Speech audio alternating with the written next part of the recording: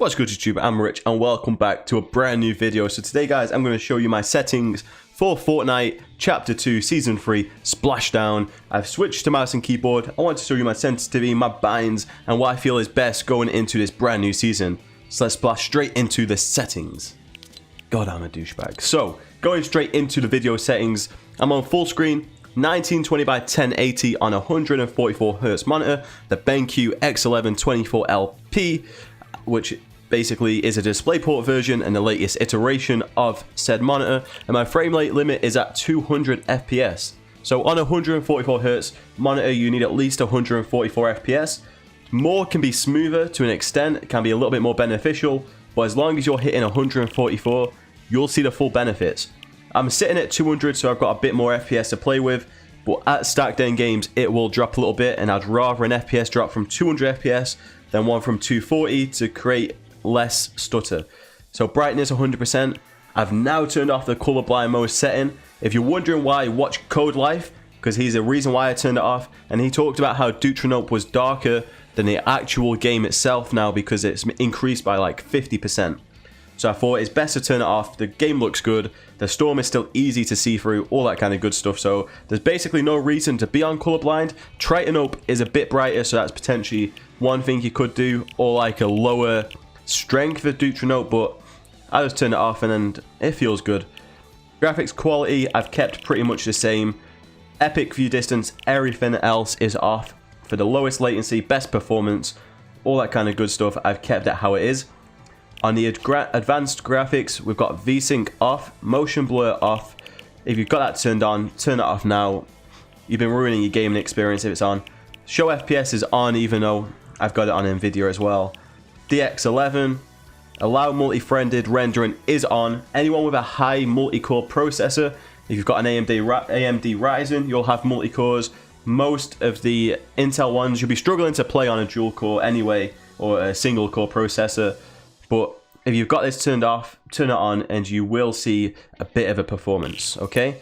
Going into my game settings, language and matchmaking is obviously all to do with where you live, so put that to what it's meant to be.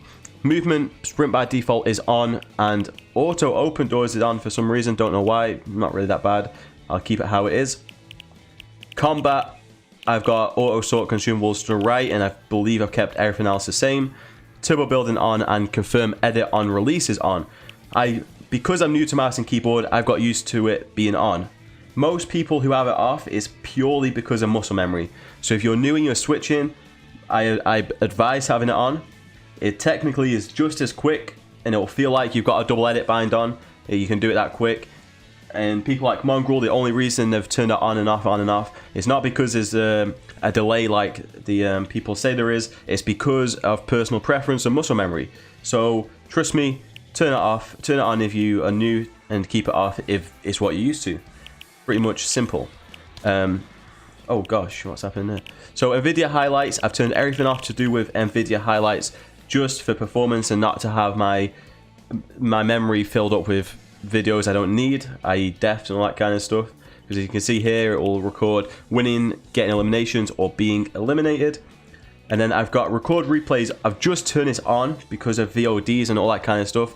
But other than that, I've got everything else off because of just making sure my system is as optimal as it can be. Game UI, I've not changed anything besides net debug stats is on, and my HUD scale is 70%. Some players mess around with a lot of these just to get as much screen real estate so they can see everything in the game. I don't advise, I've tried it, I didn't like it, I went back to normal, just lowered the HUD scale so I've got as much visibility as I want. You can improve it, it's purely up to you, but again, this is my settings, this is what I use. On my mouse and keyboard, my sensitivity is 12%. I'm using Razer Basilisk V2, and I have it on a 400 DPI and 1000 Hz polling rate. So this 12% could be different. If you're on like 800 DPI, yours might be on like 6, 5.5, something like that. But 12% seems good. It's good for building, editing, and keeps me accurate. I'm toying with the idea of going down to 11%, but I'll see how I feel in the next few days. What I normally do is I'll slow it down over, like every day, I'll put it down like a couple of percent, and then by the time I'm at 11, it feels a little bit more natural. Some people might be against that. They might say just go straight into it. This for me makes sure that I'm still enjoying the game by not getting annoyed that my settings are completely what I don't want. And then targeting sensitivity 40%, scope sensitivity 50%. That's all gravy in the navy. Controller options, I guess you can have a quick look at them if you want. I'm not going to go over it to be honest, but this is what I used on the Elite controller and it felt pretty correct to be quite honest with you, so could be worth putting on. For the audio, music 5%, 100 on everything else, cinematics on 50, low sound quality. I don't know if they changed this. If someone knows if it's now better to be on high, let me know, but as I'm aware, low is just as good. And then let's go on to the binds. So as you'll see on the movement, I've got V and B on left and right. That's to do with double movement bind, because controller can point their analog stick in the top right or top left corner, and you'll be able to run at a perfect angle while still sprinting and being able to plant walls to protect you. It's super good. I've not got used to these binds, but I've got them here for when I need to use them. I probably should practice a little bit more. They are super beneficial. Auto runs on U just gets out of the way, but still easy enough to press. For my combat, most of it, R for reload is standard. I use F to use, pick up, all that kind of stuff. Q is my harvesting tool because like I mentioned in my previous video, I use a 3-button side mouse so I can keep...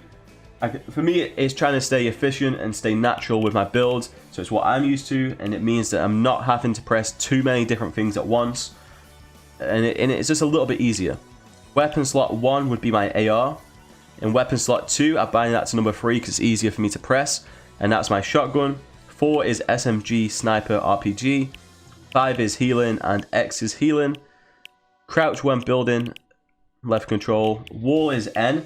That is my side button, which would normally be like a DPI shifter. I'll throw a picture on screen so you can see where it's located. But I've binded that to N on my software as well. So if you want to have free builds on your side buttons, just go into your mouse software, rebind the button to a button on your keyboard, and you can have a free build on your mouse. Mouse button 2 for floor and 3 for stairs. I'll put that up on screen as well so you can see how that looks. Roof is left shift and traps is T. Nice and easy. And of course, mouse scroll reset. So going on all these binds, all this kind of stuff, I use the Razer Basilisk V2. Brand new mouse I've just got for Fortnite. I got it because it's lighter. Obviously a lot of people like lighter mice. Came in about £70, so it's not cheap. It's not too expensive. But I feel like it's going to be a very good switch because at 93 grams it feels so much better than the G502. But for me, I just love the shape. I'm used to it. I like it. I get it might not be the best for FPS, but if you want to 1v1 me on CS, Valorant, then I'll show you how good you can aim on this mouse. Trust me. And then for my keyboard, I've got the SteelSeries Apex Pro, which is the world's fastest keyboard. It uses OmniPoint switches, opposed to like your MX, Cherry Red, Silver, Speed, all that kind of stuff. And it uses magnetics to give you the fastest actuation time on any keyboard at the moment. It can go all the way down to 0.4 millimeters on the main keys. Obviously the home cluster, the D-pad, the number pad, all of the function keys, they are red switches. But to be honest, that doesn't really matter. The main keys are OmniPoint, and it means that they are the quickest keys out there. So for things like editing, swapping to weapons after like a Mongol Classic, it's super quick. I've got everything on the lowest actuation at 0.4 mil. Besides my spacebar, that's at 1 mil, and it's just so I don't accidentally drop while like hovering over it, because it is super light to touch and it will actuate. And then the mouse itself also has optical switches, which means I've technically got one of the fastest mice out there as well. So I can't say my peripherals are holding me back at all. But guys, if you've enjoyed the video, leave a like, leave a comment. If you are interested in any of the hardware that I use, I will put it in the description below. Links to the mouse, the keyboard, my monitor if you want, all that kind of stuff. But if you enjoyed, leave a like, leave a comment, and I'll see you all in the next one.